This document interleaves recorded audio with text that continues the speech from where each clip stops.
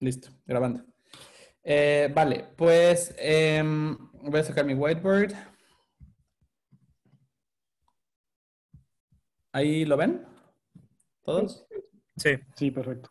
Vale, entonces habíamos visto que yo puedo tener un universo, ¿no? Y entonces en ese universo existen objetos, por ejemplo, un cubo, ¿no?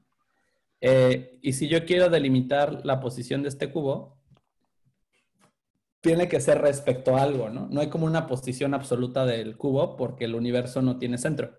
O sea, como el universo es infinito, eh, no importa dónde empieces, no hay como un centro del universo. Siempre hay otro lado que es como más céntrico, digamos, ¿no? O sea, o tu centro más bien es tu observador. O sea, quien sea que esté midiendo esto es tu centro, ¿no? Y este observador muchas veces no quiere ser el centro porque este observador se puede estar moviendo. Entonces quiere un centro más fijo, digamos. Entonces, todo este concepto de que hay un eje X y un eje Y y un eje Z es completamente arbitrario. O sea, eso es como de las cosas que más se le complica a la gente cuando pasa de álgebra normal o álgebra lineal a álgebras más abstractas, ¿no?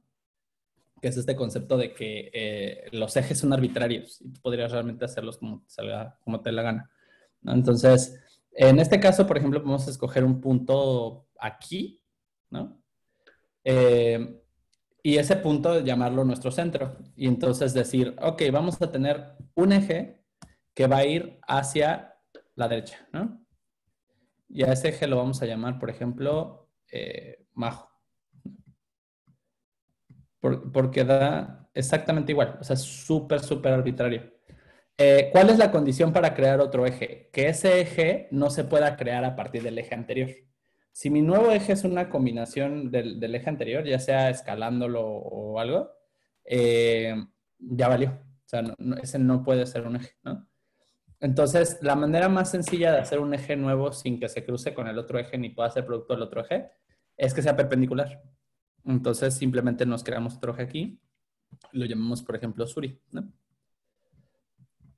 Y entonces, de esta manera podemos aproximar al cubo poniendo una unidad que también es súper arbitraria, ¿no? O sea, yo puedo medir el metro, o sea, se define por el Sistema Internacional de Medidas y es súper arbitrario cómo lo medimos, ¿no?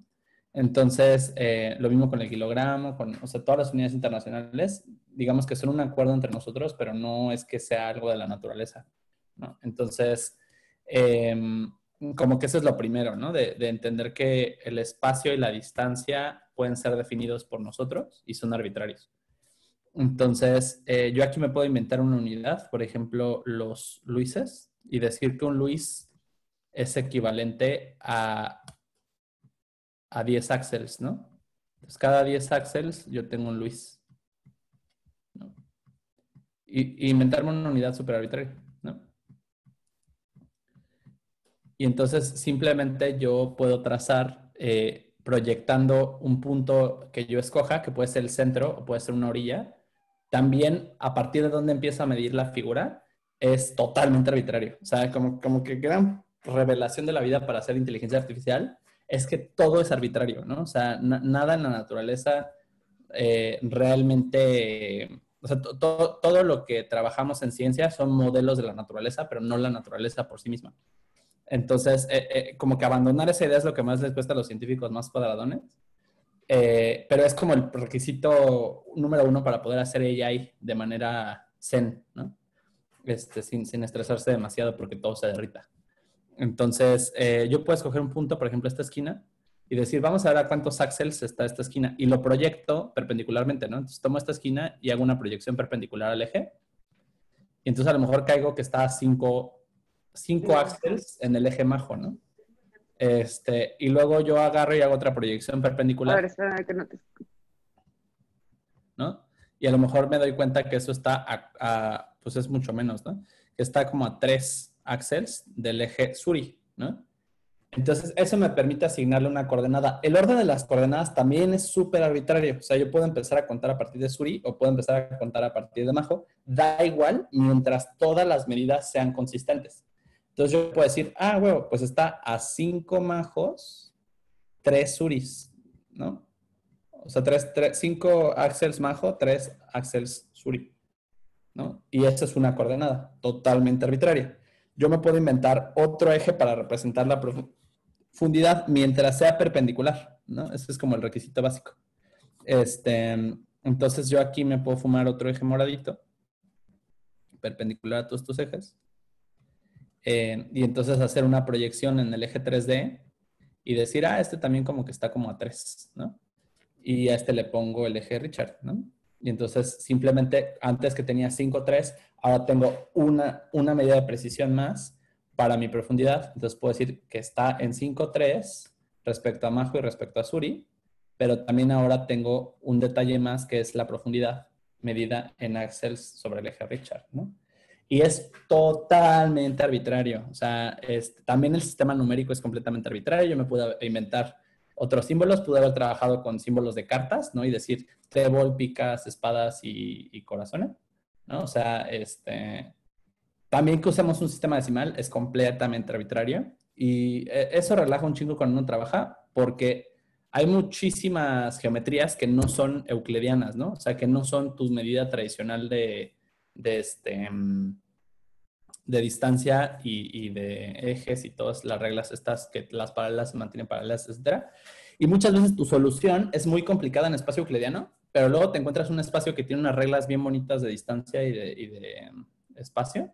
Y es como de, no inventes, si lo paso espacio de Galois o lo paso a cualquier otro espacio, o sea, se vuelve súper simple hacer ella.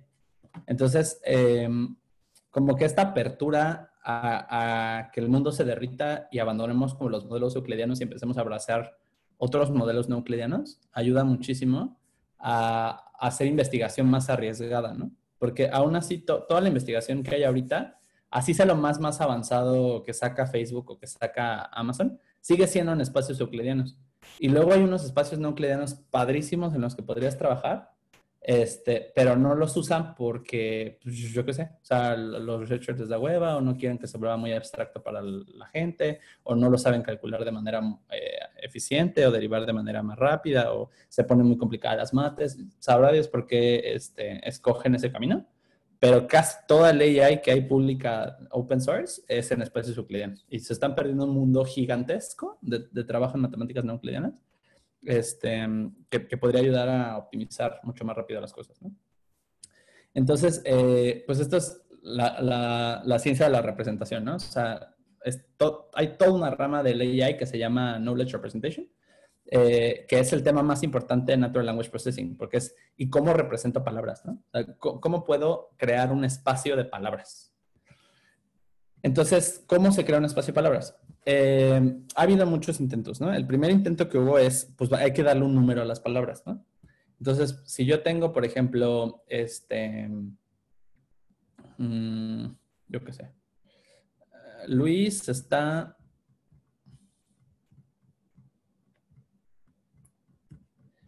enfrente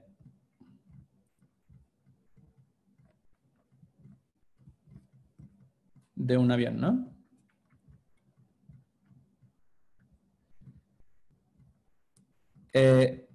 Esta siendo una oración sencilla tiene muchísimo contenido semántico, ¿no? O sea, muchísimo significado codificado. Ya habíamos hablado que el significado es cuando yo tengo un observador y luego tengo un observado y establezco un símbolo, ¿no? Que no es ni el observador ni el observado. Y ese símbolo puede ser poco abstracto, es decir, muy concreto, que es tal cual una referencia a algo que existe en el espacio-tiempo, o puede ser, por ejemplo, un símbolo de símbolos, o puede ser una relación entre objetos, ¿no? O puede ser una propiedad del objeto per se, como por ejemplo que sea verde, ¿no? Entonces, hay muchos tipos de símbolos y el significado puede ser cualquiera de estas combinaciones. O sea, puede ser una referencia al objeto, puede ser una referencia incluso al observador, eh, puede ser una propiedad del objeto, puede ser una relación del objeto con otro objeto, puede ser una propiedad del símbolo, puede ser una relación del símbolo con otro símbolo, puede ser un símbolo para comprimir dos símbolos, ¿no? Y el significado es simplemente eso, o sea, ¿qué es lo que está codificando el símbolo, ¿no?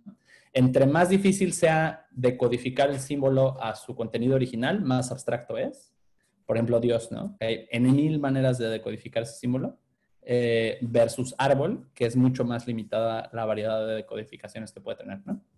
Entonces, como que ese es lo que les expliqué en la primera clase, es como lingüística muy esencial y semética. El tema es, ¿y ahora cómo lo vectorizas? ¿No? Entonces, ¿cuál es el tema? Las palabras tienen un diferente rol significativo en la oración. Por ejemplo, Luis es un símbolo muy relativo, ¿no? O sea, Luis depende enteramente del contexto, porque puede haber muchos Luises. Pasa mucho cuando hablamos con el papá de Luis, ¿no? Que hay dos Luises. Y entonces, cuando dices Luis, ¿a cuál Luis te refieres? Entonces, cuando un símbolo se puede decodificar en dos cosas de acuerdo al contexto, eso se llama ambigüedad, ¿no? Y eso es lo más complicado que tenemos en Natural Language Processing. O sea, si ustedes quieren hacer investigación muy chingona, métanse a hacer desambiguación. O sea, la desambiguación es de las cosas más interesantes que hay en este planeta, porque es la prueba máxima de un buen algoritmo de Natural Language Processing, ¿no? Que es tomar todo el contexto, guardar en una memoria temporal de corto plazo o de largo plazo ese contexto y poder decodificar a qué Luis se refiere este símbolo, ¿no? Luego, por ejemplo, avión es algo más concreto, es muy difícil, o sea, a lo mejor tienes un avión casa, un avión de pasajeros, ¿no? Pero al final el concepto de avión es más o menos la misma cosa, ¿no? Una máquina metálica que vuela, ¿no? Entonces, esto es un símbolo mucho más concreto, es más fácil de decodificar. Esto, por ejemplo, es una propiedad del avión, ¿no? Nos está diciendo que hay uno, no hay dos, no hay tres, no hay cuatro, no hay cinco, hay un avión, ¿no? Entonces, esto es un contador, ¿no? Y una de las ramas, digamos, de la ciencia que estudia esto de las propiedades de los símbolos se llama lógica de primer orden, ¿no? O sea, las lógicas tienen órdenes. Las lógicas más simples son las lógicas de primer orden y luego ya de ahí se van a segundo orden, tercer orden, etcétera, ¿no? Por ejemplo, en la segundo orden ya empieza a ver, o sea, en las de primer orden es algo existe o no existe y luego al existir tiene alguna propiedad, por ejemplo, que es uno, ¿no? Las de segundo orden ya hablan, por ejemplo, de probabilidades, ¿no? O sea, qué tan probable es que sea un avión y no dos, ¿no? O qué tan probable sea que, o sea, dices, está lloviendo, pero qué tanto está lloviendo, ¿no? Cuantificadores. Este, o hay maneras incluso de codificar paradojas, se van haciendo más complejas. Y luego las lógicas de tercer orden son las que trabajan con el lenguaje como tal, porque esas ya te permiten hacer símbolos de símbolos y recursividad y cosas que no te permite, por ejemplo, la aritmética, que es una lógica de un orden más bajo, ¿no? Entonces, si quieren, digamos, como meterse más deep a los principios del lenguaje como tal, las lógicas de primero, segundo y tercer orden es the way to go, ¿no? Y eso es algo que nunca ves mencionado en los papers de Natural Language Processing. Y es como me estás diciendo que tienes un super sistema super chingón de Natural Language Processing si nunca te has metido a ver una lógica que no sea binaria, ¿no? Cuando en el lenguaje hay tantas lógicas que no son sí o no. O sea, el no arriba no necesariamente es abajo, ¿no? Puede ser a la derecha, a la izquierda. O sea, hay tantas maneras ambiguas de decodificar no arriba, ¿no? Que muchas veces nos quedamos atrapados en la lógica binaria, ¿no? Es como, ah, sí, pues es que si no es negro es blanco. Pues no, o sea, el no negro no necesariamente es blanco, ¿no? El no feliz no necesariamente es triste. Entonces hay que tener cuidado porque los antónimos tienen gradientes, ¿no? Y no es tan directo. O sea, el no algo no necesariamente es lo que tiene el significado exactamente contrario. Muchas veces hay mucha ambigüedad de cómo puedes decodificar la negación. Entonces, eso es de los problemas grandes de la lingüística computacional, ¿no? La ambigüedad y la negación no binaria. Entonces, como que los que se quieran ir por un camino de research, grandes caminos de research son ambigüedad y lógicas no binarias. Los que se quieran ir por un camino más de producto, o sea, incluso dominar los algoritmos más chingones de ambigüedad, les permite tener un mega, o sea, head start sobre todos los demás, porque la mayor parte de la gente simplemente integra APIs, ¿no? Entonces, y esos APIs muchas veces, o sea, sus sistemas de ambigüedad son súper primitivos, ¿no? Entonces, o muchas veces la gente en sus pipelines de clasificación y eso entra en una red neuronal que no tiene ni idea de ambigüedad, ni idea de lógicas no binarias. Entonces, integrar lógicas no binarias e integrar ambigüedad a sus algoritmos y a sus arquitecturas de redes neuronales, o sea, les va a dar un head start brutal sobre quien sea. Luego hay, por ejemplo, la relación entre símbolos, ¿no?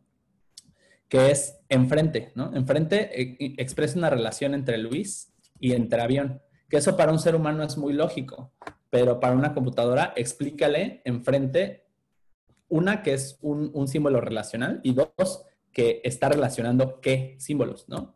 Entonces también lograr decodificar las referencias que hace un símbolo de símbolos o un símbolo de relaciones también es un gran campo de investigación. D también es un símbolo de relaciones que es coadyuvante de otro símbolo de relaciones, ¿no? Entonces, como se dan cuenta, inmediatamente se vuelven unas tripas de gato de codificar una oración, ¿no? Porque tenemos que saber primero a qué Luis te está refiriendo. Si está enfrente, ¿qué es enfrente? Y enfrente, ¿quién de qué? Porque también el orden, ¿no? Avión está enfrente de Luis, es diferente a Luis está enfrente de avión, ¿no? Entonces, el orden también importa mucho en el lenguaje. Entonces, imagínense la complejidad. O sea, ustedes lo leen y dicen, Luis está enfrente de un avión y ¡pum! Imagen en su cabeza, ¿no? Y vean la complejidad que tiene una oración tan simple. Ahora pónganse a leer el Quijote, ¿no? O sea, pongan una compu a leer el Quijote que decodifique todo el significado. O sea, por eso o sea, a mí me parece un campo mucho más interesante en Natural Language Processing que visión. O sea, por mí. Entonces, problemas básicos, ¿no? Ambigüedad. ¿Qué, Luis?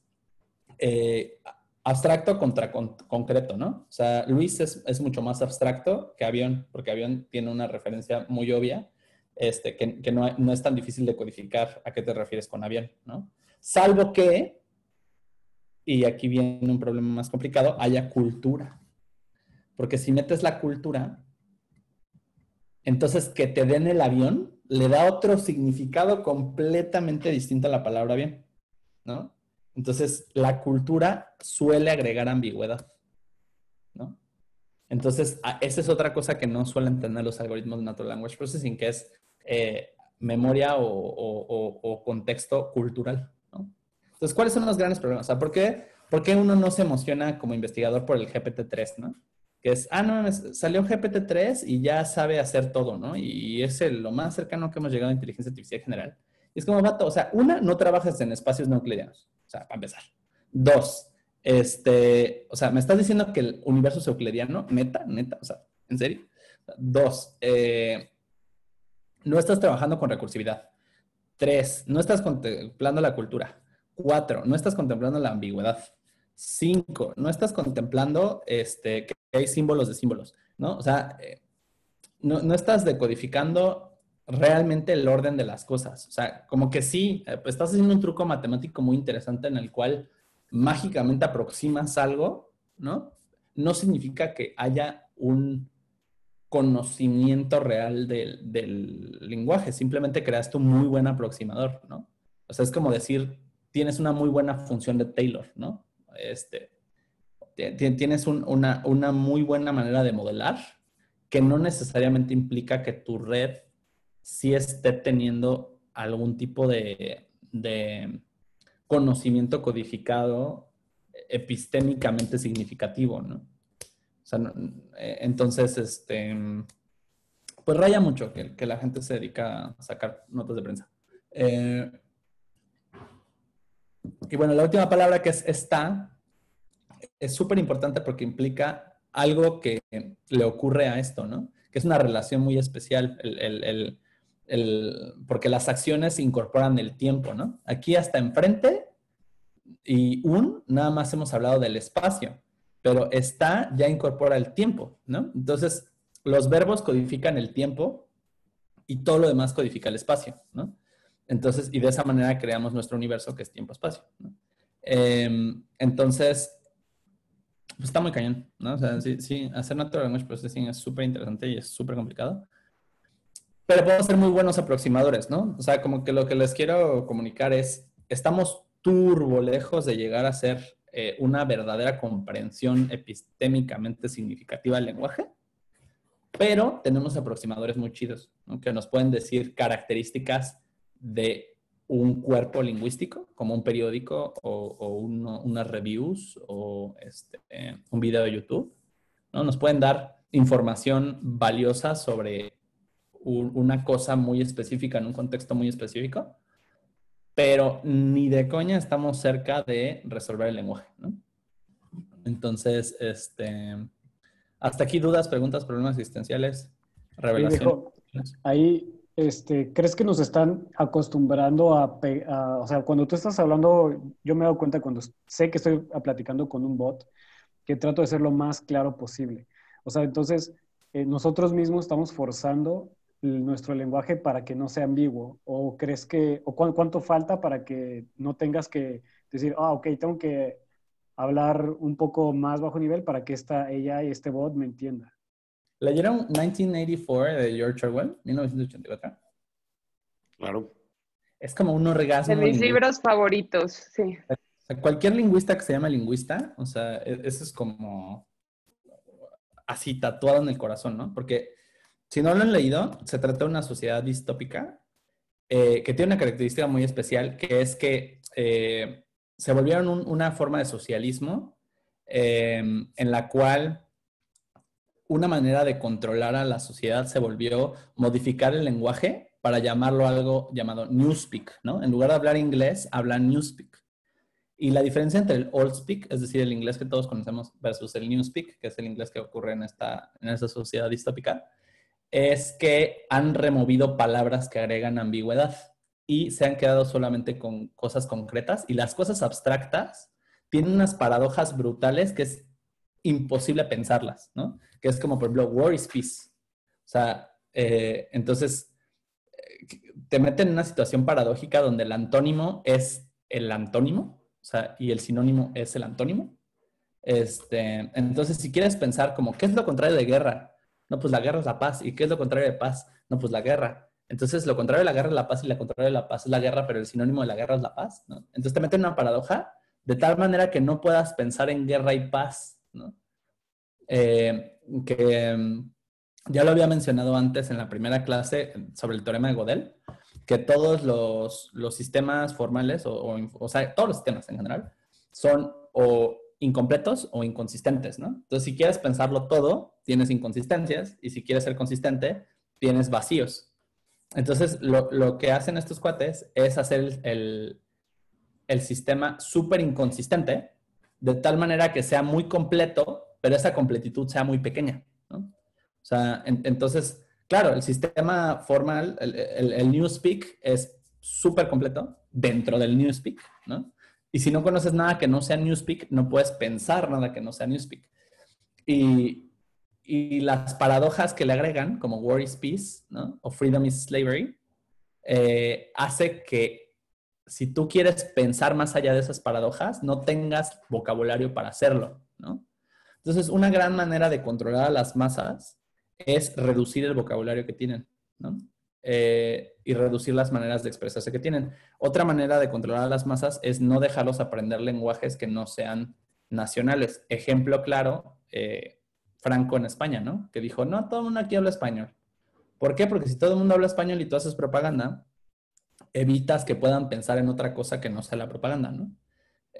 Porque no tienen manera de salir de su sistema, en este caso el castellano, ¿no? Eh, y así hay millones. O sea, si tú, por eso es que la mayor parte de las conquistas llevan hegemonía lingüística, ¿no? En primera, porque es más fácil meterte propaganda y meterte la cultura del conquistador. Y en segunda, porque evita que puedas pensar otras cosas, ¿no? Porque yo escojo qué vocabulario tienes acceso, y entonces solo puedes pensar en eso. Y la gente se raya y dice, ¿por qué en la Edad Media no hubo avance? Pues bien fácil, porque la gente no sabía mucho vocabulario, ¿no? Entonces, o sea, no podía pensar en rebelarse porque literalmente no tenía las palabras para pensar en rebelarse, tal cual. No tenía la palabra rebelión, ¿no? O sea, si tú puedes pensar tanto como vocabulario tienes. Entonces, por eso es bien importante hablar otros idiomas y leer mucho, ¿no? O sea, entre más vocabulario tengas, más combinaciones y permutaciones de ideas puedes lograr. Y sobre todo si hablas otros idiomas, tienes, por ejemplo, Schadenfreude, que es cuando te alegras por el sufrimiento de un amigo. Es algo que no puedes pensar en español, y lo puedes pensar en español cuando ya conoces el significado de Schadenfreude, ¿no? Y aún así no significa lo mismo. No es lo mismo traducir que transliterar, ¿no? Entonces, Claro, o sea, que nos metan a hacer tweets de 140 caracteres es una manera de controlar masas, ¿no? De hacer a la gente más estúpida. En general, que las redes sociales limiten el contenido de texto que puedes poner es una manera de hacerte más estúpido y pensar menos, ¿no? Porque tienes menos maneras de pensar. Que los mensajes de texto sean tan cortos y no tengan gramática, también es una manera de hacerte más estúpido, ¿no? O sea, y en general hay grandes maneras de controlar a la sociedad. Si no han leído a Noam Chomsky, aparte de ser un gran lingüista, es un politólogo impresionante. Hay muchísimos ejemplos de cómo la sociedad americana se ha concentrado en estupidizar, o sea, en hacer una hegemonía de estupidez a través de la falta de vocabulario y la simplificación del vocabulario existente en los medios masivos, ¿no? Si tú te lees un periódico no tiene más de 1000 palabras distintas, ¿no? Y la conversación de un americano promedio no pasa de 1500 palabras distintas. Y eso te habla de la poca variedad de expresabilidad que pueden tener solo por no tener el vocabulario para expresarse, ¿no? ¿Responde a la pregunta? Sí, no era pregunta, simplemente yo he notado eso, ¿sabes? Y creo que ¿sabes? Estamos muy aterrizados a eso como al control que hay sobre este tipo de herramientas. Libertad es poder abrazar la ambigüedad, compadre. Entre más puedas abrazar que algo sea paradójico y ambiguo, más completo vas a ser, ¿no? O sea, como acostúmbrate a poder abrazar dos pensamientos. Eso es lo que pasa con que la sociedad occidental está tan concentrada en tener la razón, ¿no? Entonces, ¿por qué nos enseñan tanto a ser racionales y a chingar y chingar con tener la razón? Porque si no puedes abrazar la paradoja y a huevo quieres que haya solo una visión del mundo, es más fácil controlarte, ¿no? Porque te enseño esa visión del mundo y te enseño que no puedes tener dos pensamientos paradójicos.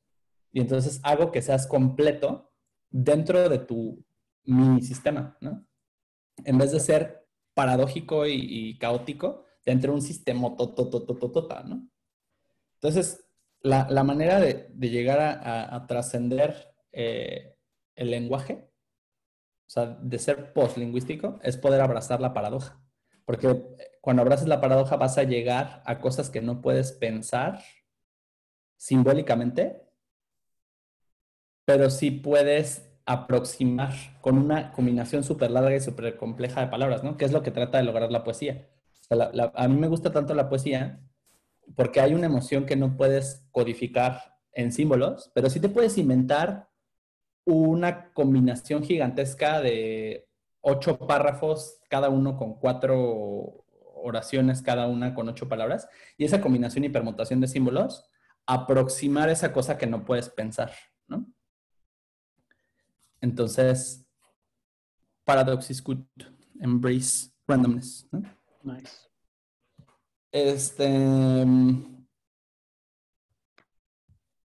Bueno, volviendo a temas más artificiales, ¿cómo codificas lenguaje entonces, no? Si Luis está enfrente de un avión, ya me dio hueva, antes lo voy a escribir en texto normal.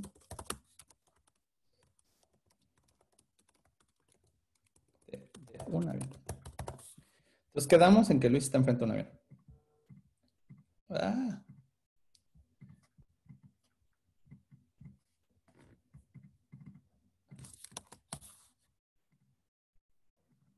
¿Cómo va este texto más grande?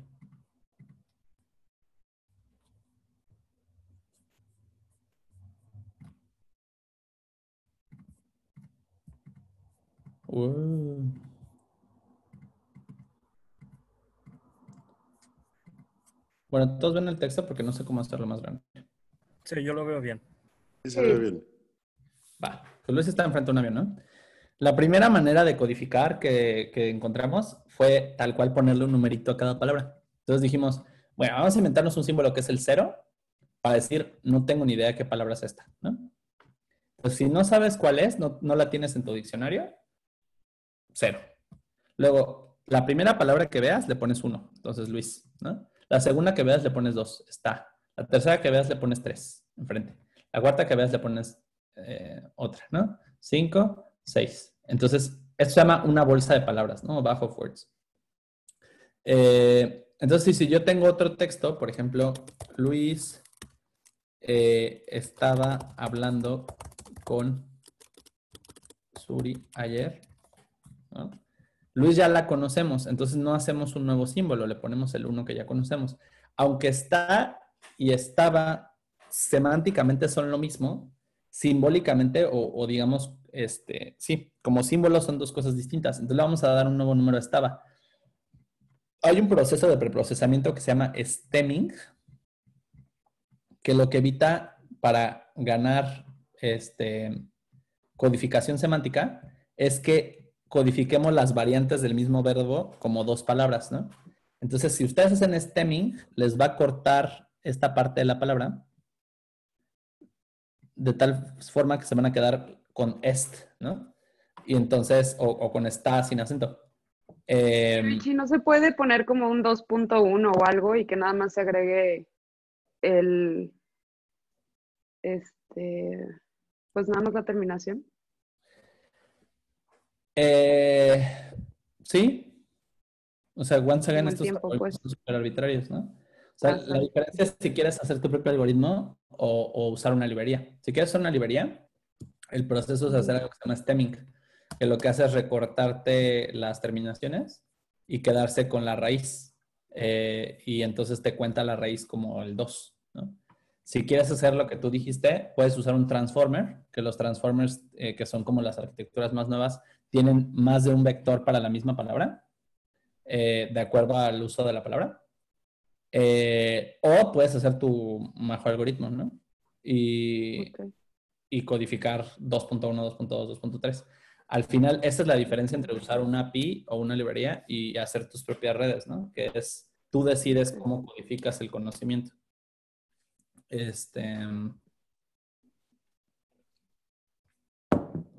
Luego lo mismo, ¿no? Hablando 8, Con no lo habíamos visto, Suri no lo habíamos visto, ayer no lo habíamos visto. Entonces, con esto creamos una bolsa de palabras, Bajo Words, o Bow, donde simplemente pues es 0, codifica, no tengo ni idea. 1, codifica Luis. 2, codifica est más sus derivados, ¿no? Wildcard significa que tiene más cosas, ¿no? O sea, est y todo lo que empieza en est, ¿no? Y así. Entonces, yo puedo tomar cualquier oración y crear un bonito vector a partir de mi Bajo Words. Entonces, si de repente me encuentro Luis es un avión, no necesita hacer sentido lógico, once again, porque el sentido lógico implica conciencia, ¿no? Implica contexto, implica muchas cosas. Entonces, para yo vectorizar con Bajo Words, no tiene que hacer sentido la oración. Y de hecho, GPT-3 tampoco tiene ni puta idea si la oración tiene sentido. Entonces, no es la verdad o el sentido no es una condición del procesamiento de lenguaje natural, ¿no? Al menos no al día de hoy. A lo mejor pueden entrar en una red neuronal para decir qué tanto sentido tiene algo de acuerdo a cómo se comportan las palabras normalmente, pero no es una propiedad intrínseca de las redes neuronales modernas, ¿no? Entonces, once again, o sea, mucha gente, alumnos llegan y me dicen, no, es que salió GPT-3 y toda mi investigación se fue a la basura, ya no sé qué voy a hacer, porque OpenAI tiene mucho dinero y es como súper pro. Es como, vato, sí, pero, o sea, esta gente súper anal, súper cuadrada, que hace todo igual, ¿no? Métete a lógicas no binarias, ¿no? O sea, métete a ambigüedad, métete a cosas donde estos vatos no van a poder pensar porque les da miedo la paradoja, ¿no? Donde está la paradoja, no está la ciencia occidental. ¿Quieren lana? ¿Quieren cosas locas? Métanse a cosas paradójicas. Entonces, Luis es un avión. Entonces Luis ya lo conocemos, entonces lo podemos codificar. Vamos a hacer un vector sin aquí. Bye, se cuidan. 1, 2, 1 ya lo conocíamos que 5 y avión ya lo conocíamos que 6. Entonces la oración 1, 2, 5, 6 es Luis es un avión si la mapeamos a nuestro Bajo Words.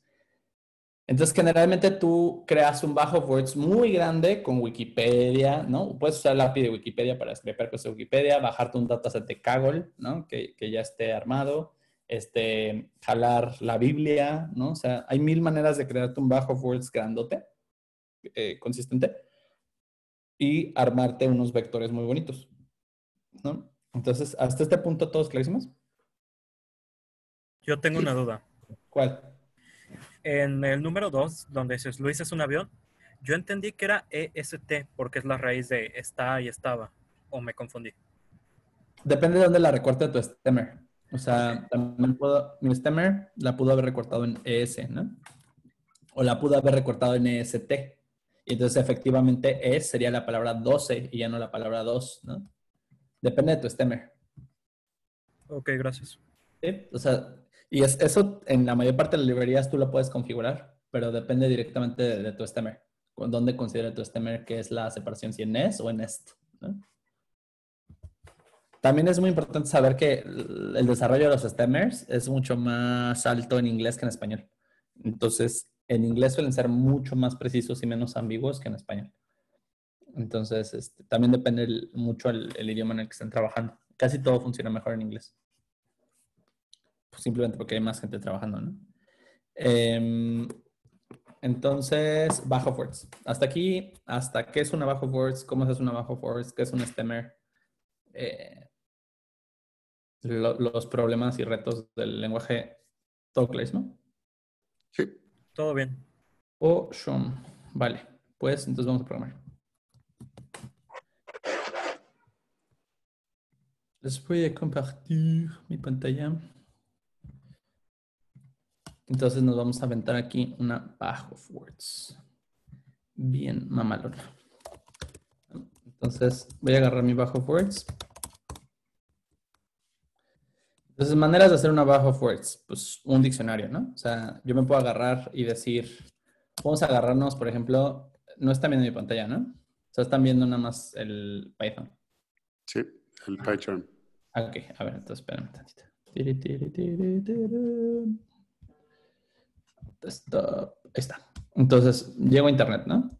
Me voy a Wikipedia y busco la Wikipedia de Ricardo Elstein. No sé si tengas, si no tienes, hay que hacer una. No tienes.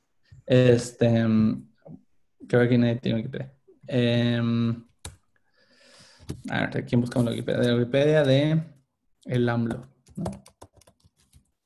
Tenía que salir el AMLO. Saludos a la Estefanía Najar.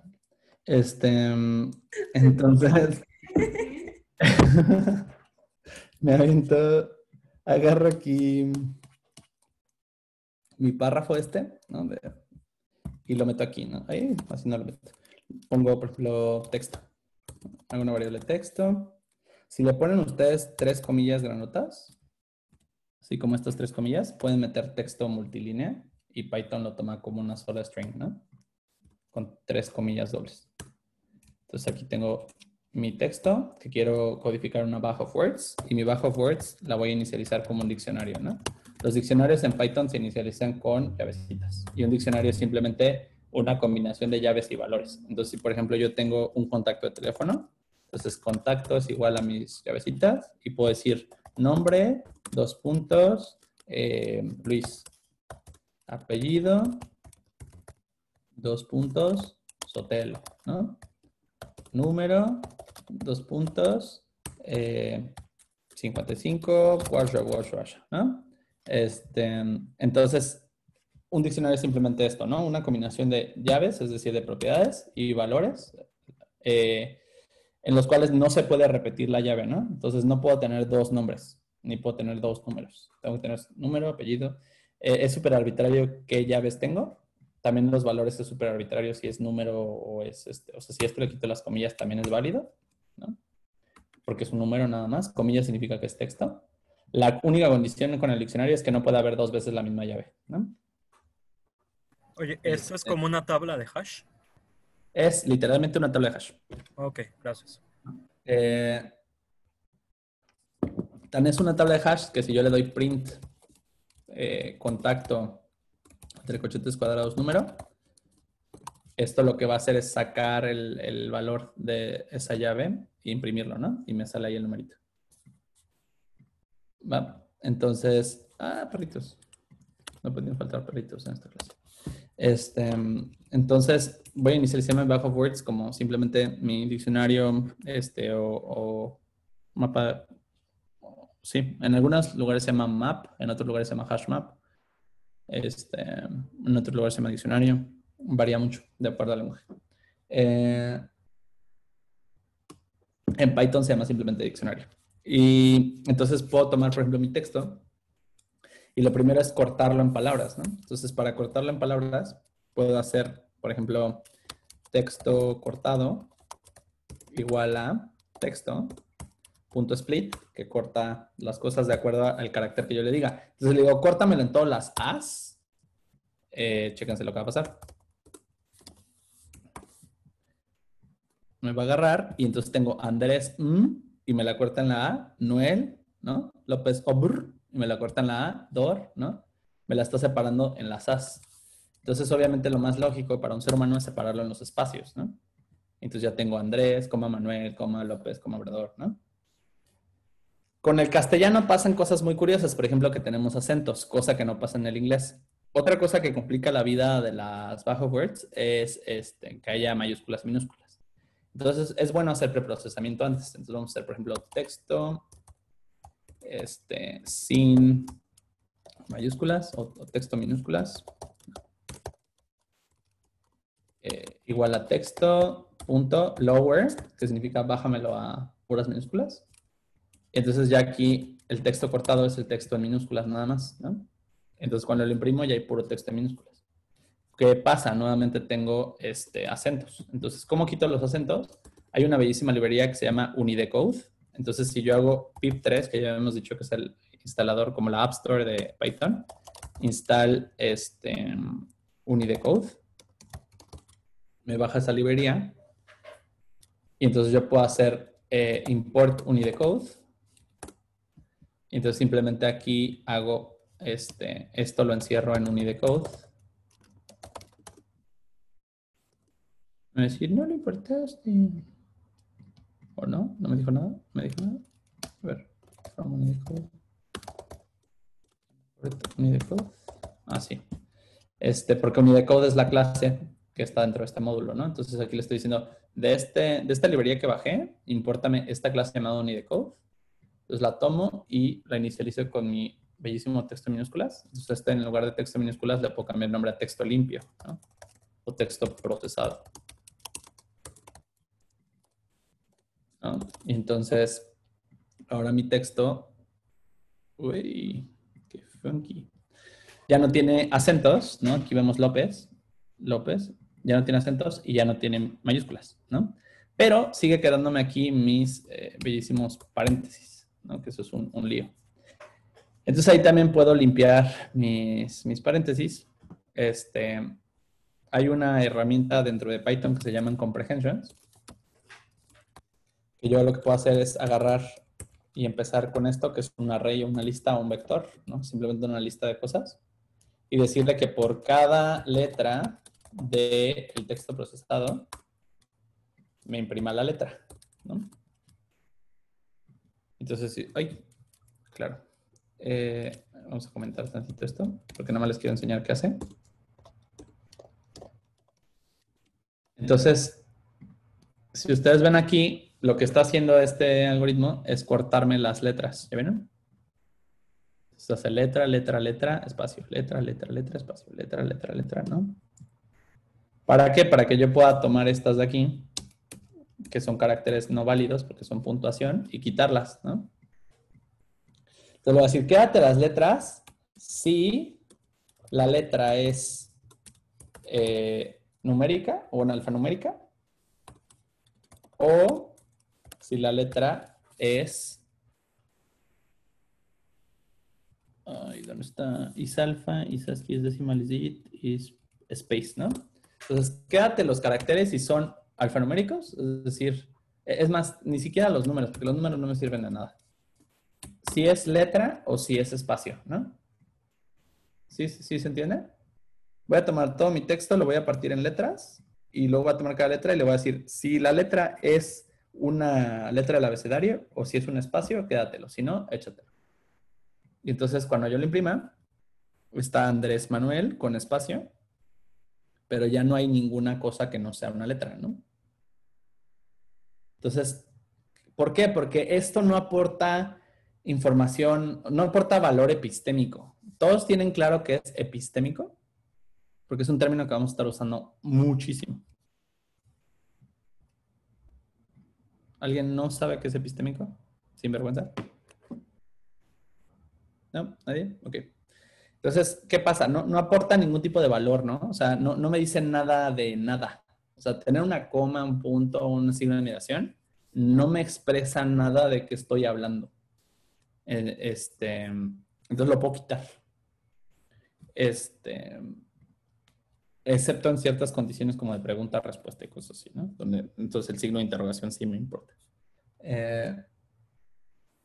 Entonces aquí ya que ya preprocesé, uso una función que se llama join, donde yo le digo con qué lo quiero unir. En este caso, pues, simplemente los quiero unir sin que le ponga ningún símbolo en medio. Por ejemplo, podría ponerle asteriscos, ¿no? Entonces decirle, úneme todo con asteriscos. Entonces, si imprimimos esto, van a ver que toma el símbolo y a todo le pone un asterisco, ¿no? Eso es lo que hace join. Entonces le va a poner vacío para que no le meta asteriscos. Entonces tengo el mismo texto que yo ya tenía, simplemente que sin nada de puntuación, puras minúsculas, y todo sin acento.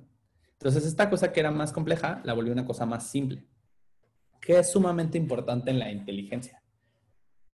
Quitar ruido, ¿no? O sea, gran parte de ser inteligente es quitar ruido de cosas que no sirven para tomar decisiones ni para hacer mejores modelos, ¿no?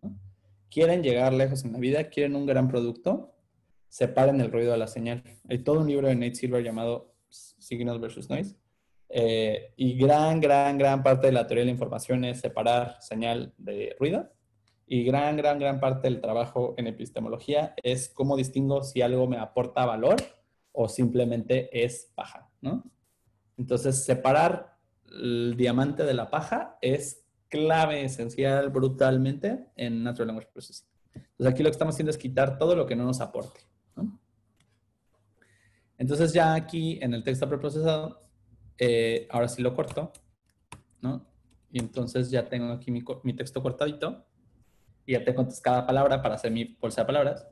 Aquí tengo, por ejemplo, un espacio. Este espacio no me aporta nada tampoco, ¿no? Entonces lo puedo quitar. ¿Cómo lo quito? Otra comprehension, ¿no? Entonces hago texto cortado es igual a cada palabra en texto cortado. Volví a redefinir texto cortado, qué mal. Texto cortado. Si esa palabra no es simplemente un texto vacío, ¿no? Que es este de aquí. Estoy diciendo, quítame todo lo que no sea un texto. Si no es un texto vacío, pónmelo. Si es un texto vacío, quítalo. Entonces lo corro y ya tengo, ahora sí, todas mis palabras sin vacíos, ¿no? ¿Qué otra cosa es importante? Si está dos veces de, tampoco me aporta nada la bolsa de palabras. Entonces me la voy a echar, ¿no? Entonces voy a ponerle aquí nada más palabras únicas, ¿no? Entonces agarro, set significa conjunto. Y ya habíamos hablado, o si no hemos hablado, hay que hablarlo. Los conjuntos son colecciones que no tienen orden y que no se pueden repetir los elementos. Entonces, si yo lo que tengo aquí, que es una lista, un array, que sí tiene orden, y sí se pueden repetir los elementos, aquí pueden ver que que México está antes que D, y D está antes que noviembre, entonces tiene orden. Y si se pueden repetir, aquí hay un D y aquí hay otro D. Entonces, esta cosa se llama una lista, un array, una regla, un vector. Y tiene orden y se puede repetir.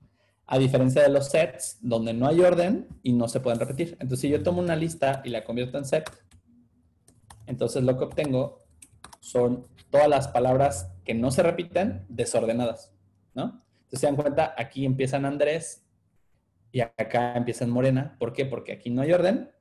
Y no hay orden y no se puede repetir, ¿no? Esto me señala que tengo un carácter aquí especial muy interesante, que es un símbolo de enter, ¿no? Diagonal invertida n significa una nueva línea, es un enter, ¿no? Y no se lo quité porque eso es un carácter de tipo espacio, ¿no? Entonces, para quitar ese muy específico, lo puedo agregar aquí a mi parte donde limpio los vacíos, ¿no? Pero no, porque aquí ya estoy a nivel palabra y esto es a nivel letra. Entonces, como es a nivel letra, le voy a decir que sea una letra y que sea un espacio y que la letra no sea esta diagonal n, ¿no? Entonces, si lo vuelvo a correr, ya no hay esa diagonal n, ¿no? ¿Todos aquí clarísimo? ¿Alguien tiene dudas sobre lo que acabamos de hacer, que es preprocesar el texto que copié y pegué de Wikipedia en algo utilizable para hacer una bolsa de palabras?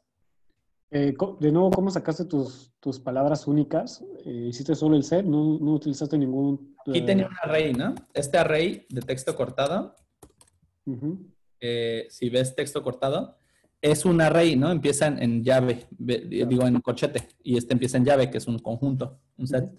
Entonces, aquí hay orden. Si ves el texto original, Andrés Manuel López Obrador, aquí, Andrés Manuel López Obrador. En el set no hay orden. Entonces, al convertirlo de una lista a un set, solo por la propiedad del set, inmediatamente se remueven todas las palabras que se repiten, ¿no? Porque una propiedad del set es que no hay repetidos. Entonces, gran parte de las matemáticas, o la parte creativa de las matemáticas, es cómo uso las propiedades de las matemáticas para realizar operaciones lógicas de manera súper eficiente y súper simple, ¿no? O sea, si yo tengo, o sea, ¿cómo convierto un animal de 4 patas en uno de 2 patas? Ah, pues si yo tengo una vaca, la hago pollo, ¿no? Y ya tiene 2 patas. Entonces, que muchas veces en el mundo real no tiene sentido, pero en el mundo abstracto, como estás operando con símbolos, no hay reglas físicas. Entonces, convertir un array en un set es totalmente posible porque no hay ninguna ley física que te diga que no lo puedes hacer, porque estás trabajando con 2 símbolos. La verdad es que mucha gente al estar trabajando con cosas abstractas respeta las leyes físicas y es como, vato, te las puedes saltar, ¿no? O sea, aquí no hay. Sí. Tocayo, Dime. yo te quería preguntar, ¿dónde definiste palabra y letra? O sea, esas dos. Aquí mismo, este es un for anidado adentro de aquí.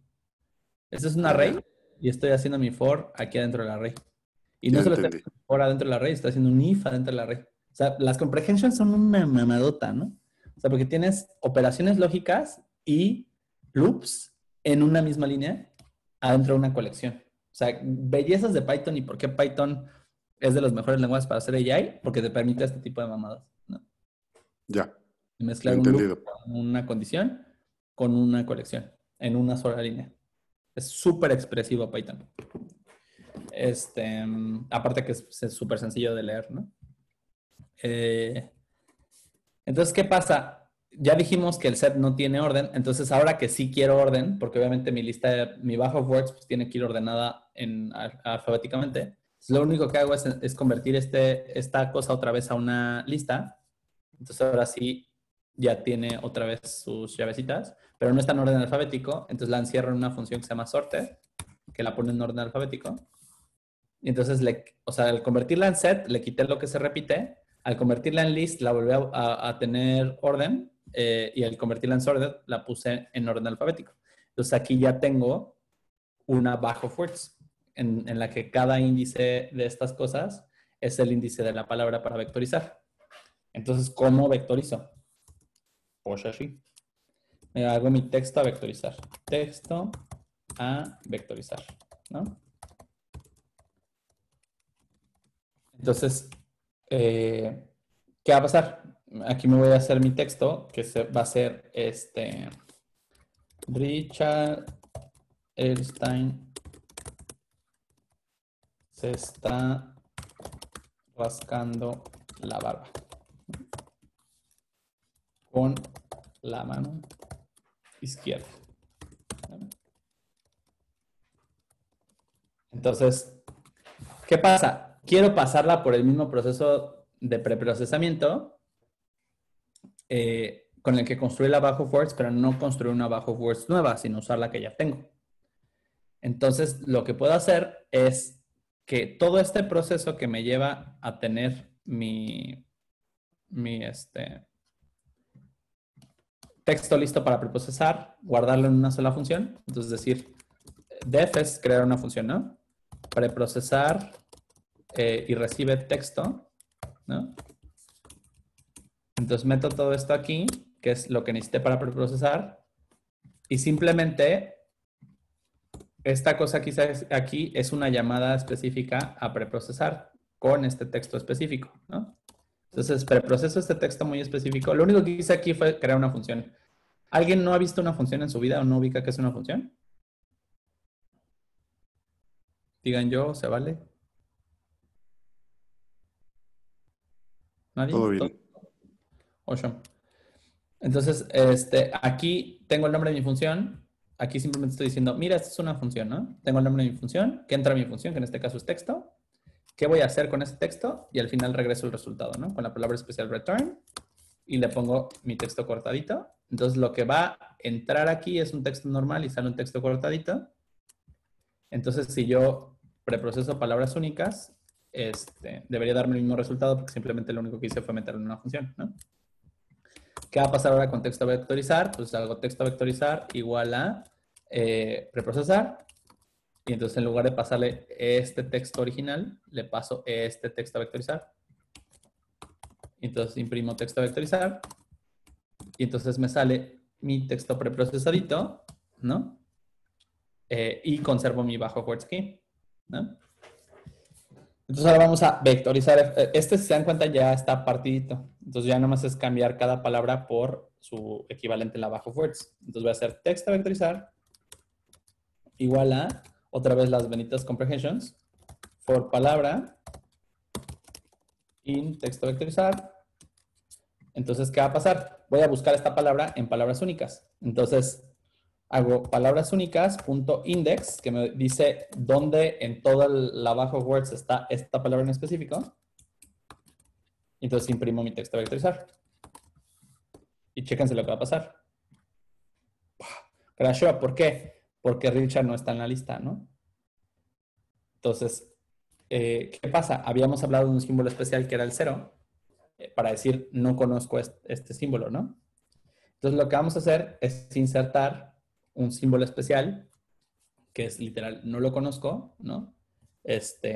A la lista de palabras únicas, a la bajo words, ¿no?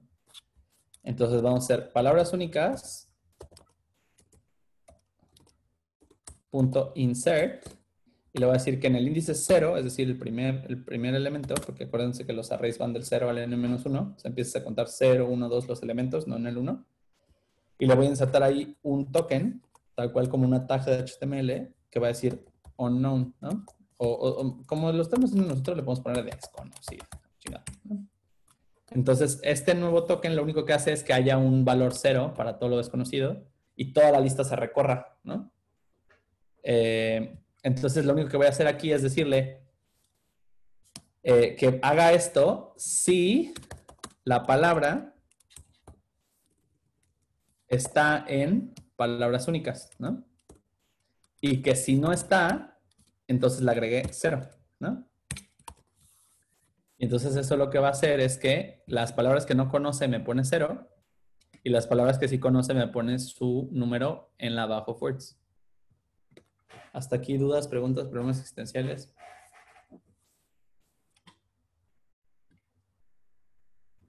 No, nadie, todos. Bien. Todo bien. Sí, neta, no se las creo. ¿Nadie neta tiene ni una sola duda de bajo words? Oh, Sí, yo tengo una duda. Ahí está, cuéntame. Cuando tú tienes palabras únicas, punto insert, 0 y desconocido. Ah, no, está bien. Es Cuando que no te iba a está la preguntar que qué pasaba si le metías la palabra desconocido, pero ya vi que le pusiste las mayor que y menor que. Sí, esto es un token especial. Los tokens llevan estos simbolitos, ¿no? Para evitar justo que se crucen con otra. Ahora, si tienen la mala suerte de que está en el texto, pues lo único que va a pasar es que desconocido va a equivaler a 0 y da igual, ¿no? O sea, tampoco es tan relevante. De tantas palabras que hay, no es como que desconocido te vaya a arrastrar el significado hacia algo muy específico, ¿no? Tampoco es tan grave. Vale, entonces aquí está la oración. Charles Dickens se está rascando la barba con la mano izquierda en versión vectorizada, ¿no? A partir de la Wikipedia de AMLO. Así de terror la historia, ¿no? Entonces, ¿dudas sobre bajo words? No. Ocean. ¿Cuál es el problema con Bajov Words? Solo codifica el contenido simbólico, más no tiene valor epistémico. No te dice nada sobre el contenido semántico, sobre qué significa la oración. Solo te dice quién está ahí en la oración. Que para el caso, a veces it's good enough, ¿no? O sea, ¿en qué casos es good enough? Si estás clasificando texto, ¿no? Distinguir si algo es spam o no es spam. Pues no pasa nada, ¿no? Si esto es un montón de vectores que se ven como spam y esto es otro montón de vectores que no se ven como spam. Y simplemente si hay más palabras que parezcan spam en esto que en pues entonces no es spam, ¿no? Si es spam. Cuando nada más te importa si hay ciertas keywords o no hay ciertas keywords en un texto, ¿no? Si no te importa, o sea, si de verdad te importa el significado de la oración, entonces ahí sí estamos en problemas porque Bajov Word se limita nada más al contenido simbólico, no al contenido semántico.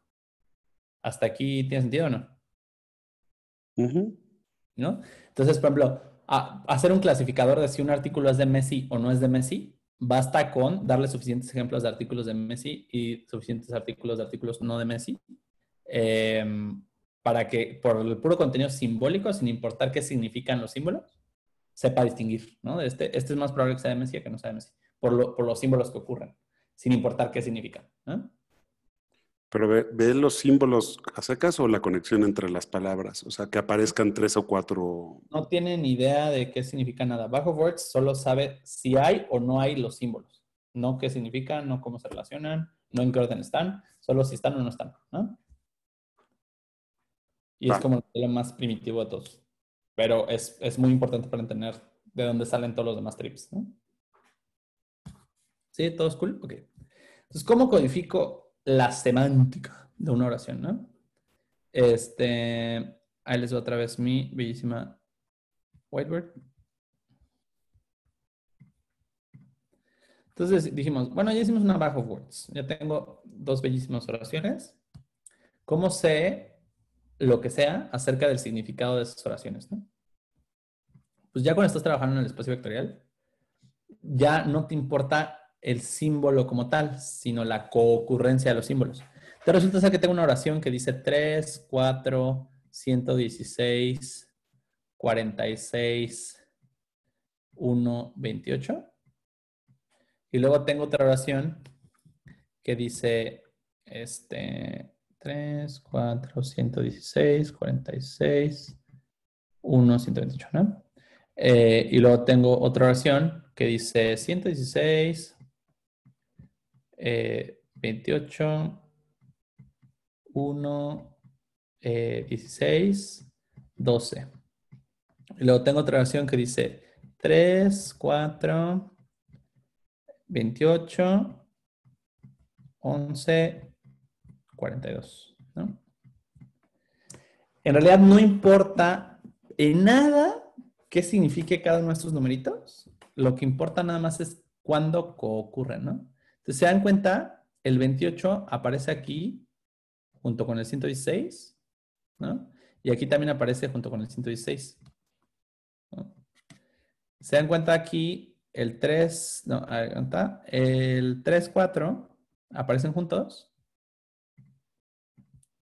¿no? Entonces 3, 4 aparecen juntos, aquí y aquí, ¿no? Y luego ya no tenemos nadie más. El 28, ¿no? El 28 aparece aquí también con el 3, 4. Entonces 3, 4, 3, 4 y el 28, ¿no? Entonces, ¿qué está curioso de aquí? Estos símbolos valen madre. O sea, mira, el 1 también aparece aquí y acá, ¿no? ¿Con quién aparece el 1? El 1 aparece con el 28, ¿no? Está 1, 1, 28. ¿No? Entonces ahí está 1, 28. 1, 28. Y aquí no hay 1, solo hay 28, ¿no? ¿Con quién más aparece el 1? El 1 también aparece con el 3, 4, pero aquí no aparece con el 3, 4, pero sí aparece con el 116. Entonces, el 1, 116 y el 1, 116 también concurren, ¿no? Entonces, de esta manera puedo ver que hay alguna relación entre el 3, 4, hay alguna relación entre el 1, 28 y 116, porque siempre ocurren juntos, ¿no? Y no importa qué sean, ¿no? Da exactamente igual que sean, pero hay una relación entre ellos. Entonces debe haber alguna manera vectorial de codificar que hay una relación entre ellos sin importar qué significan en la vida real. Aquí ya estamos trabajando en símbolos de símbolos, ¿no? ¿Qué es lo que hablábamos, once again, Richard Stein, de la bolsa, ¿no? La bolsa es un símbolo de símbolos. Ya te abstrajiste, cabrón, de la cosa concreta. Entonces ya las relaciones que veas a nivel abstracto tienen mucha ambigüedad a nivel concreto. Eso es a lo que me refería con que se pierde valor epistémico. Porque ya el símbolo es tan abstracto que cuando lo tratas de decodificar, hay tantas combinaciones y permutaciones que se pueden decodificar que el valor epistémico a nivel concreto ya es casi nulo, porque hay demasiada ambigüedad. Entonces necesitas trabajar siempre en símbolos que sean bajamente ambiguos para tener certeza, ¿no? O que no te importe la ambigüedad, ¿no? Entonces, ¿cómo codificamos esta correlación, ¿no? Que no quiere decir que, o sea, puede ser que 1, 28 y 3 y 4 codifiquen un significado particular o una cosa muy específica en la vida real, ¿no? Pero también puede ser que estos mismos símbolos se utilicen para codificar otra cosa. Entonces, lo que pasaba con Luis está enfrente del avión versus Suri me dio el avión, ¿no? Que ambos tienen que ver con, o sea, en ambos que ocurre de con avión, pero en uno estás hablando de otra cosa culturalmente diferente en cuanto a significado que la otra oración, ¿no? Entonces, por eso es bien importante, y ahí el gran avance de los Transformers, que es en los métodos que siguen después de Buffer of Words, todas las palabras tienen un solo vector para codificar todo su significado. Y el problema es que si una palabra tiene 3 significados de acuerdo a su nivel de abstracción, pues se pierden, ¿no? No soportan la ambigüedad. Pero aún así tenemos que hablar de sus algoritmos porque es el siguiente paso histórico, ¿no? Entonces, lo único que yo hago para codificar esa correlación semántica es hacerme una red neuronal muy bebé, ¿no? En la cual, en su capa de entrada, va a entrar mi vector original de la oración. Entonces, a lo mejor entrará 11, 128, 14. Y en mi capa de salida va a estar mi mismo vector, pero sin un símbolo escogido aleatoriamente, ¿no? Puede ser, por ejemplo, sin el 128. Entonces acá va a estar el 11x 128. X es un token, ¿no? Puede ser 0. Y luego simplemente yo escojo de qué tamaño quiero mis vectores de significado. Yo digo, bueno, pues dependiendo obviamente del nivel de abstracción y la cantidad de vocabulario que yo tenga, es de qué tamaño quiero mis vectores, ¿no? Obviamente si tengo un vocabulario muy chiquito y no muy abstracto, por ejemplo, analizando cuentos para niños, pues con unas 20, 50 dimensiones la armo, ¿no? Pero si ya estoy analizando papers sobre física cuántica y computación cuántica de doctorados de Harvard, a lo mejor quiero más dimensiones, ¿no? Porque hay más posibilidad de abstracción y ambigüedad. Entonces, aquí pues hago mi capa interna. Lo más estándar es hacerlos de 300 dimensiones. Súper arbitrario. Once again, es pura prueba y error. Y simplemente hago una red neuronal densa, ¿no? Entonces tomo mi vectorcito, lo multiplico por mi capa de 300 inicializada aleatoriamente y en mi función de costo simplemente comparo este vector sin con este vector sin, ¿no? Y digo, ¿cómo lo comparo? Con un producto cruzado. ¿Qué es un producto cruzado? Con un producto interno, ¿no? O dot product. ¿Cuál es la diferencia entre producto cruzado y producto de punto, ¿no? Dot product contra cross product o producto interno contra producto externo? ¿Todos saben de qué estoy hablando o alguien no ha visto álgebra lineal nunca en la vida? Yo sí he visto álgebra lineal y no sé de qué estás hablando. Ok. Nadie sabe, okay, no pasa nada. Yo no, amigo. Abramos un bello capítulo sobre el producto cruzado y el producto interno. Va a dar safe. Y lo voy a limpiar. Ok. Entonces, ¿qué pasa? Yo tengo un vector, ¿no? Por ejemplo, y tengo otro vector, por ejemplo, este. ¿No?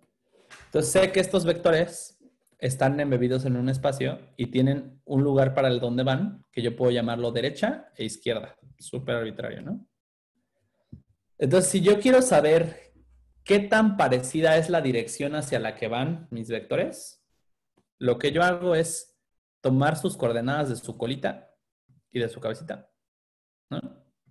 Y restarlas. Entonces digo, pues,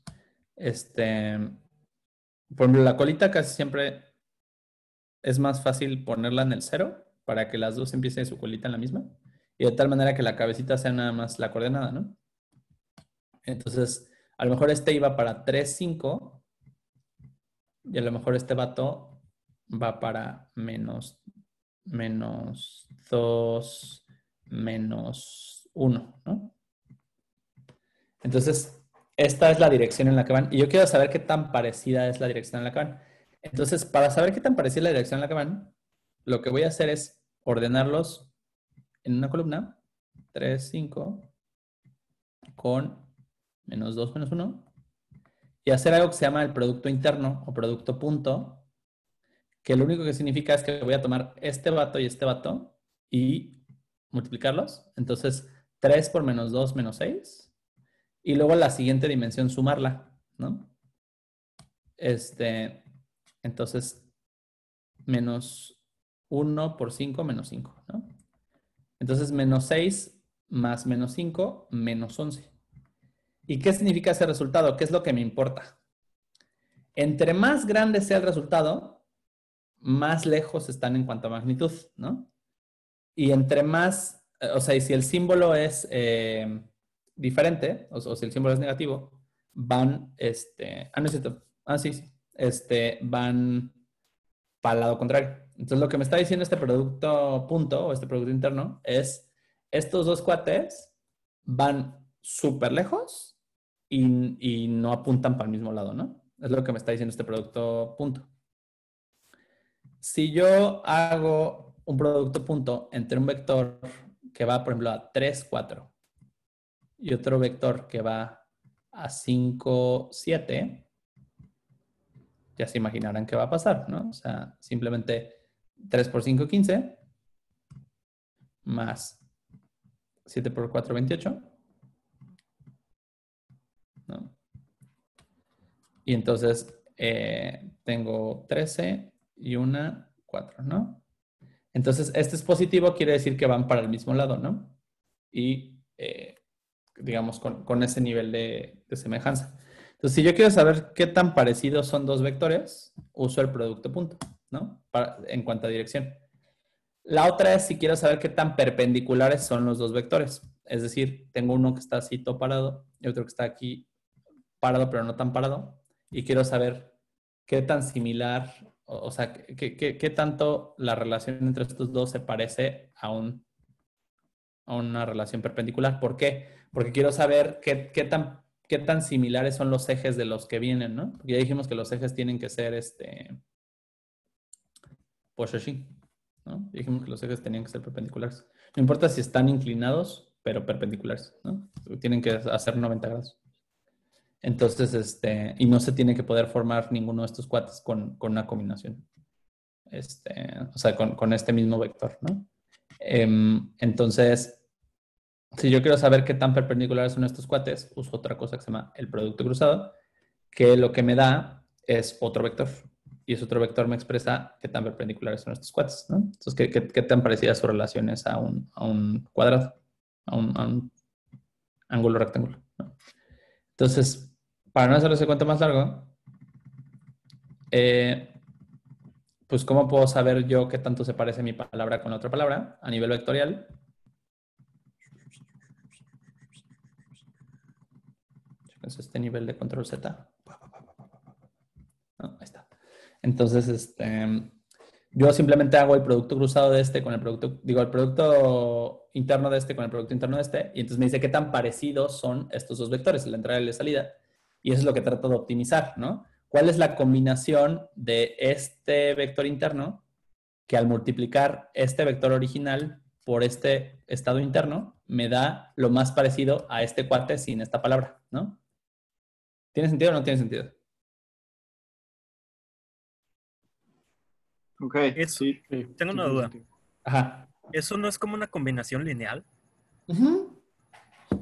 Sí, excepto porque, de hecho sí, o sea, te vale madre. Porque el tema nada más es que estás removiendo una dimensión, ¿no? Entonces tú estás creando algo de una dimensión más baja, entonces estás codificando como una de las dimensiones aquí, ¿no? Como que le estás factorizando una dimensión y la estás metiendo aquí en el estado interno. Y esa dimensión que le estás factorizando es la palabra que no tienes, ¿no? Ok.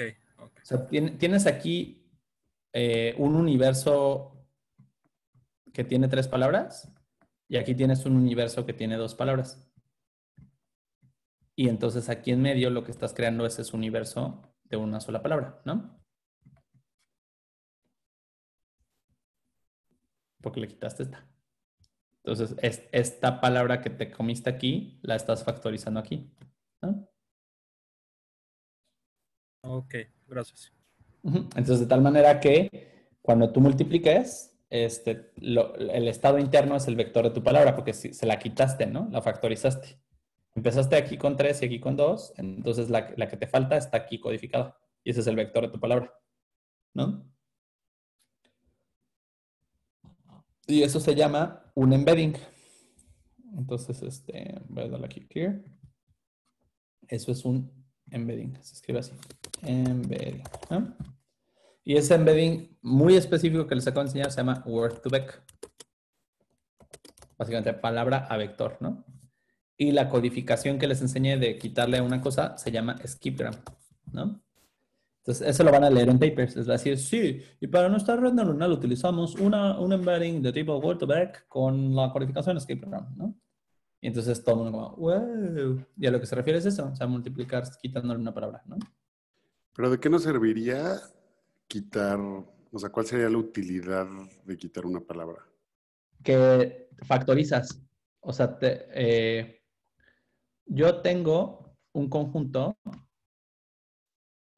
de bolitas azules, ¿no? Y luego tengo otro conjunto desconocido y saqué una bolita, ¿no? Vámonos de regreso. Es que no pueden ser bolitas azules, ¿no? Tengo un conjunto de bolitas y hay una bolita verde. Ay, Dios mío. Hay una bolita verde. Ah, ¿por qué no es verde? Hay una bolita verde. Hay una bolita roja y hay una bolita amarilla, ¿no? Entonces, para saber qué significa la bolita amarilla, yo simplemente la quito. Entonces digo bolita verde, bolita roja. Y entonces la que se quedó aquí en medio en el trip, pues es la bolita amarilla, ¿no? Cuando a mí me vuelven a dar otra oración, ¿no? En esa oración ahora hay 2 bolitas rojas. Se tiene que ser una gran cantidad de información para que tenga sentido. Tengo 2 bolitas rojas, tengo una bolita amarilla y tengo una bolita verde. Y en esta tengo una bolita amarilla, una verde y no hay rojas. Entonces las rojas se quedaron aquí adentro, ¿no? Y lo que está aprendiendo, lo que a mí me importa es esto, ¿no? Lo que está en medio. No me importa ni la entrada ni la salida, me importa lo que se queda en medio. ¿Por qué? Porque lo que se queda en medio es qué tiene esta rojicidad que le falta al amarillo y que le falta al verde, ¿no? De tal manera que si a mí me dan un nuevo conjunto, donde yo tengo ahora puras, tengo 3 bolitas, tengo 3 bolitas rojas y tengo una morada.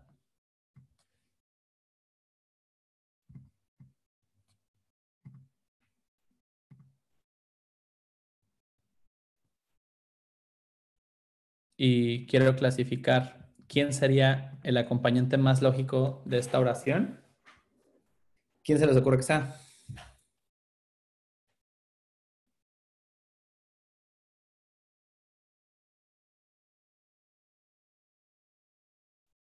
¿No? ¿Nadie?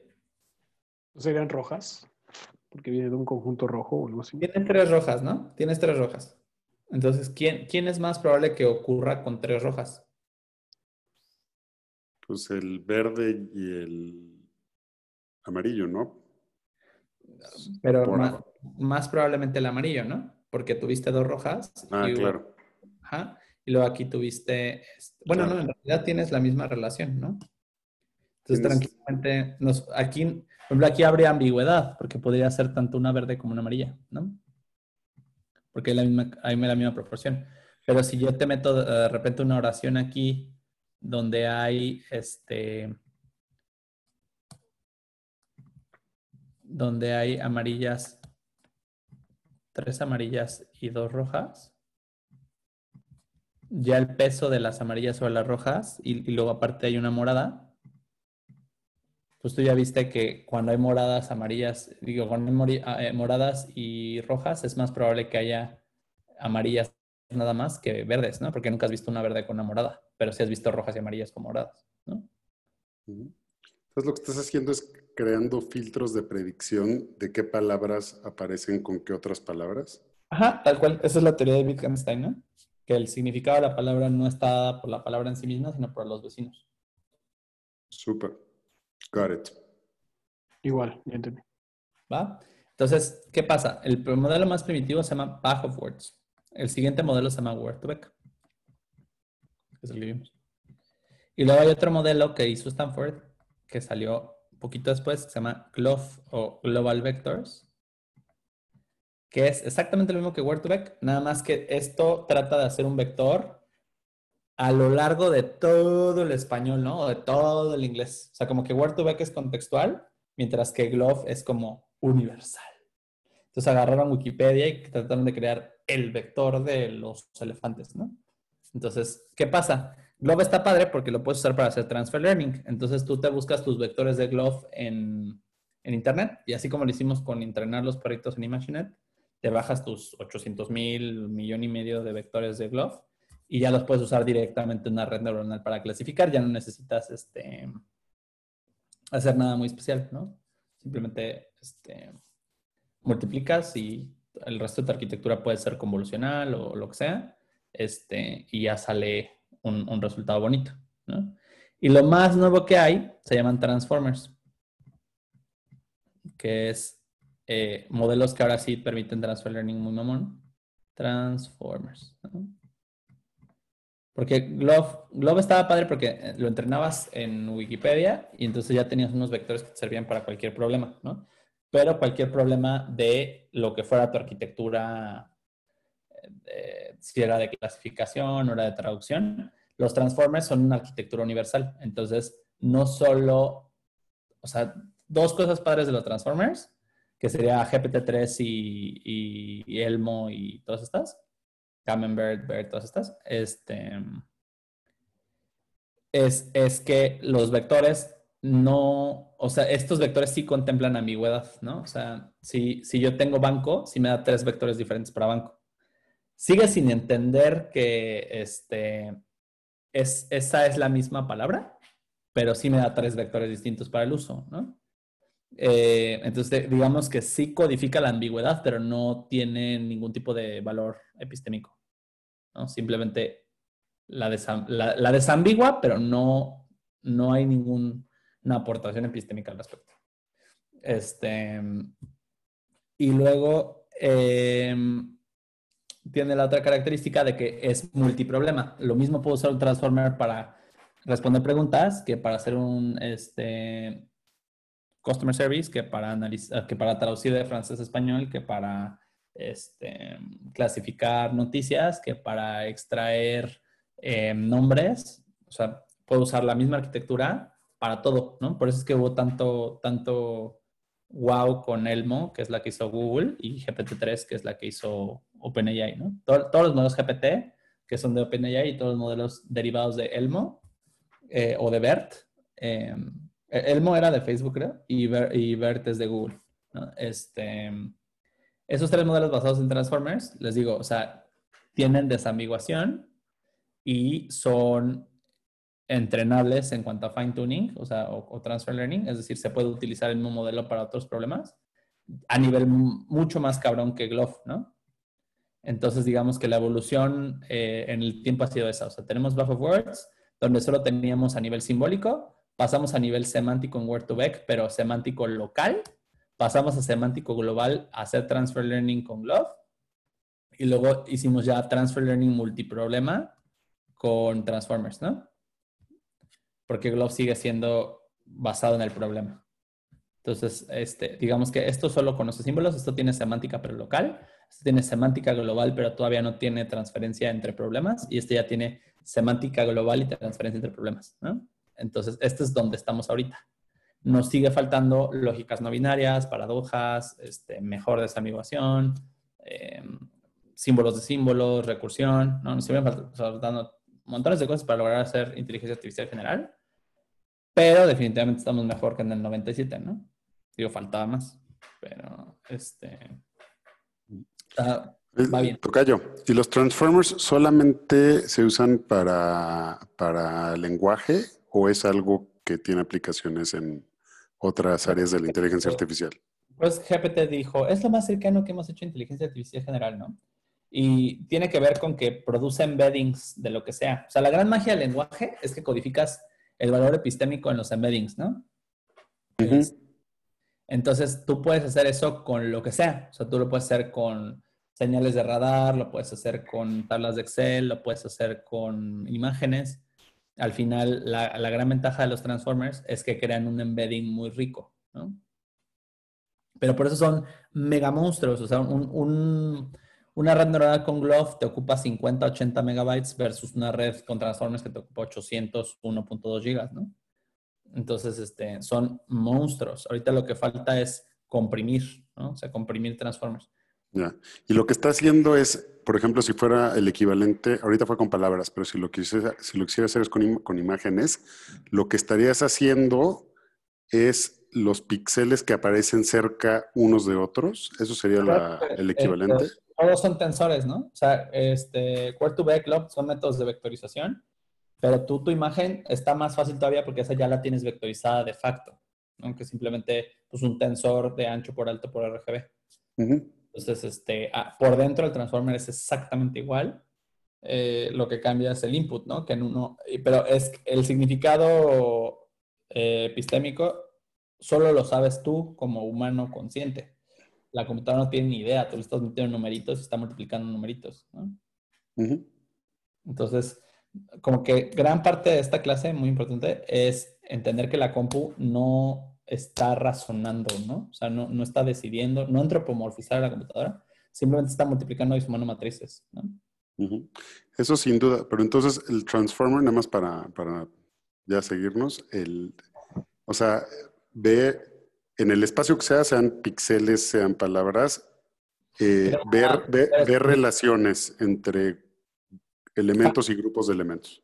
Factoriza, ¿no? O sea, ¿qué había en esta que no? O sea, ¿qué tiene esta típica de morra, ¿no? ¿Qué tiene ella que no tenga yo? O sea, lo mismo, ¿no? ¿Qué tiene esta imagen que no tenga mi imagen de origen? Casi siempre, no todas las veces. También pasa con morros, no se preocupen. Pero el tema es eso, ¿no? ¿Qué tiene mi salida que no tenga mi entrada? Eso es lo que codifica el transformer. Ok. De hecho, un Word2Vec y un transformer es lo mismo, pero más complejo, que es un modelo que se llama autoencoder, ¿no? Autocodificador. O sea, tanto el transformer como el Word2Vec son de la familia de los autoencoders. Es autocodificador. Quiere decir que hay una red de entrada y una red de salida y hay un estado interno que es el que me interesa, ¿no? Entonces aquí tengo información muy rica y sale información muy rica y la voy comprimiendo hasta que llego a un vector comprimido, ¿no? Entonces voy de rico a rico, entonces voy de rico a comprimido y de comprimido a rico para saber qué le aporta esta parte comprimida a la riqueza, ¿no? O sea, es un algoritmo de compresión de información o de factorización, ¿no? Simplemente estoy viendo qué es lo importante de esta riqueza, de tal manera que yo pueda comprimir riqueza y de esta misma compresión pueda sacar la misma riqueza. Porque si de esta compresión estoy sacando la riqueza, quiere decir que en la compresión me quedé lo importante y tiré la paja, ¿no? O sea, matemáticamente es bellísimo. O sea, es brutal lo bellas que son las redes neuronales matemáticamente. Lo triste es que sean tan pobres las matemáticas que se usan, ¿no? O sea, es como, ¿cómo puede una idea tan simple al mismo tiempo ser tan pobre? ¿No? Podríamos usar álgebras mucho más avanzadas para hacer cosas mucho más locas. Súper. Entonces, conclusión, álgebra lineal, chavos. Lean mucho álgebra lineal. O sea, la clave está en el álgebra lineal. Y o sea, métanse espacios no euclidianos, lean de lingüística, lean de lógicas de primer, segundo, tercer orden. Y conquisten el mundo, ¿no? Entonces, dudas sobre Bow, Word2Vec, Loaf, Transformers, Autoencoders, lingüística general. No. ¿No? ¿Nadie? No, todo bien. Vale, pues la siguiente clase entonces vamos a programar Word2Vec. Y vamos a hacer una red neuronal de clasificación con Word2Vec, ¿no? Ya quedó. Va. Vale, chavos. Pues igual que siempre, ¿no? Les subo el videito y les comparto el código para que ustedes puedan practicar hacer su propia Vago Forts. Mil gracias. Gracias, viejo. Vale, chavos. Súper, tocayo. Gracias. Muchísimas Manda saludos, gracias. viejo. Va, Gracias. va, a ver.